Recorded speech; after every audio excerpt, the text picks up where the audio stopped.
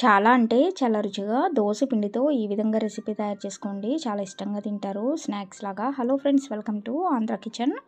దోస పిండితో తయారు చేసుకునే ఈ రెసిపీ కోసం ఇక్కడ మనం ఒక కప్పు వరకు ముందుగా ఒక గిన్నెలోకి దోస పిండి తీసుకోవాలండి. ఈ దోస పిండిలోకి 1.5 చెంచా వరకు నూనె వేసుకోవాలి.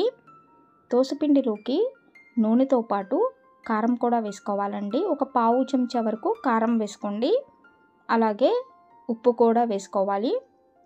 ఉప్పు చూసుకొని తగినంత ఉప్పు వేసుకోండి.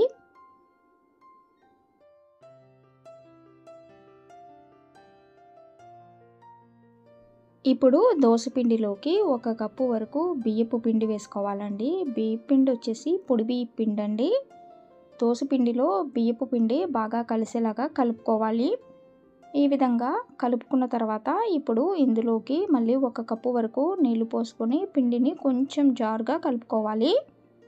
ఈ విధంగా కలుపుకున్న తర్వాత ఇప్పుడు ఈ పిండిని స్టవ్ పైన పెట్టేసుకొని దగ్గర పడే వరకు ఉడికించుకోవాలండి. దగ్గర పడిన తర్వాత చూస్తున్నారు కదా, ఈ విధంగా కొంచెం గట్టిగా అయిన తర్వాత ఇప్పుడు స్టవ్ ఆఫ్ చేసుకొని పిండిని ప్లేట్లోకి తీసుకోవాలి.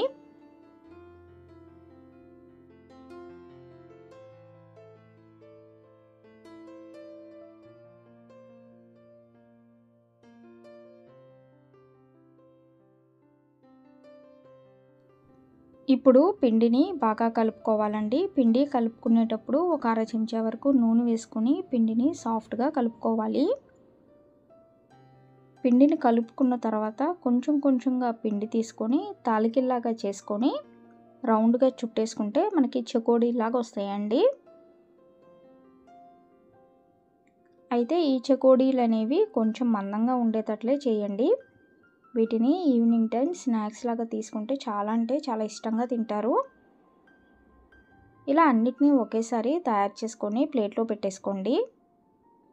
ఇప్పుడు మళ్ళీ గిన్నెలోకి ఒక కప్పు వరకు దోస పిండి తీసుకొని, అంటే మనకు ఎంత పిండి అయితే కావాలో అంత పిండి తీసుకొని ఇందులోకి ఉప్పు, కొంచెం వంట సోడా, అలాగే జీలకర్ర వేసుకొని పిండిని బాగా కలుపుకోవాలి. ఇలా కలుపుకున్న పిండితో నేను చిట్టి పునుగులు అనేవి తయారు చేస్తున్నాను. అది కూడా చాలా చిన్న చిన్నవి. ఇలా తయారు చేసుకోవడానికి ఒక చిన్న చిట్కా అండి. ఇక్కడ నేను ఒక బాటిల్ తీసుకొని బాటిల్లోకి పిండిని ఈ విధంగా వేసేసుకుంటున్నాను.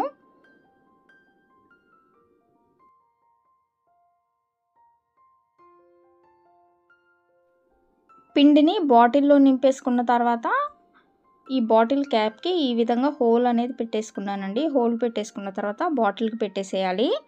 అలాగే మనకి దోసపిండి చెకోడీలు అనేవి కూడా రెడీగా ఉన్నాయి. ఇప్పుడు వీటిని నూనెలో వేసి వేయించుకోవటమే.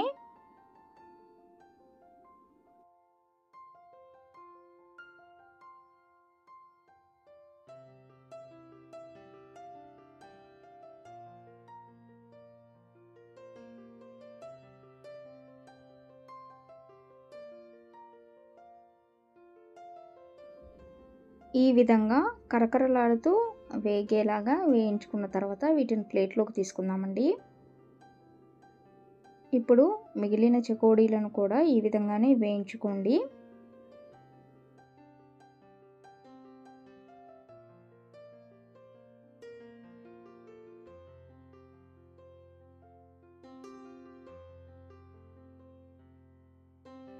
అలాగే ఇక్కడ మనం బాటిల్లోకి చిట్టి పునుగులు వేయడానికి పిండి నింపేసుకున్నాం కదా, ఈ విధంగా నూనెలోకి బాటిల్ని పైనుంచి ప్రెస్ చేసుకుంటూ, అలాగే ఒక నైఫ్ తీసుకొని ఈ విధంగా కట్ చేసుకుంటూ చక్కగా చిట్టి చిట్టి పునుగులు అనేవి వస్తాయండి ఇలా వేసినట్లయితే.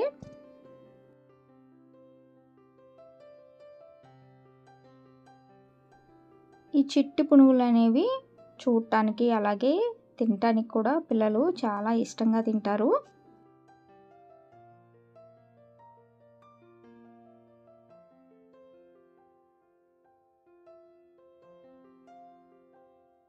మరి మీ అందరికీ దోసపిండితో తయారు చేసుకున్న ఈ చెకోడీలు, అలాగే బాటిల్ చిట్కాతో తయారు చేసుకున్న ఈ పునుగుల రెసిపీ వీడియో కనుక నచ్చినట్లయితే ఈ వీడియోని లైక్ చేయండి, షేర్ చేయండి. మరిన్ని వీడియోస్ కోసం మా ఛానల్ సబ్స్క్రైబ్ చేయండి. Thank you for watching.